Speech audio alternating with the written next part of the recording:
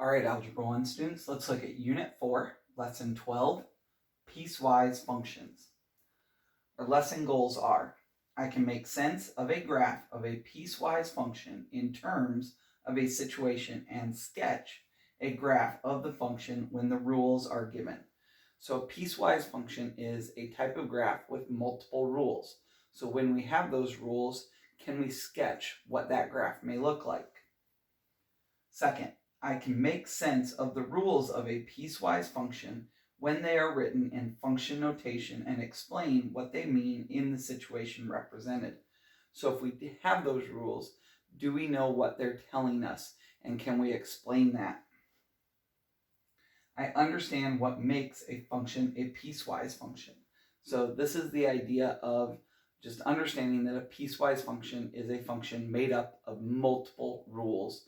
So the graph kind of changes how it looks at different times.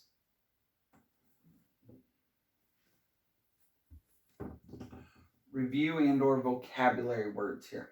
So we still have domain, which are all our possible inputs that can make the situation true. Range, all our possible outputs that can make the situation true. Our new word here is piecewise function, which is a function with multiple expressions to represent different parts of the function. So those expressions would be our multiple rules to show the changing parts of the function. All right, so for our warm-up, here's an explanation of a situation, and you need to decide which of these graphs fits the situation, and then explain how you know that and bring it to class tomorrow. So, a self-serve frozen yogurt store sells servings up to 12 ounces. They charge 50 cents per ounce for servings between 0 and 8 ounces. So at 0 ounces, it costs 50 cents. At 0 ounces, it costs 0 cents. At 1 ounce, it costs 50.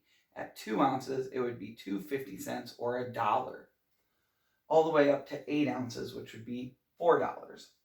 Anything from 8 to 12 ounces is exactly $4. So once you hit that 8 ounces, anything above that stays at $4. Choose the graph that represents the price as a function of the weight of a serving of yogurt. Explain your choice. So, would this be mapped out by picture A? Would it be mapped out by picture B? Would it be mapped out by picture C? Or do you think it belongs with picture D? Identify which graph you feel best represents this situation. Explain how you made your decision, and bring it to class tomorrow to start our discussion. Thanks.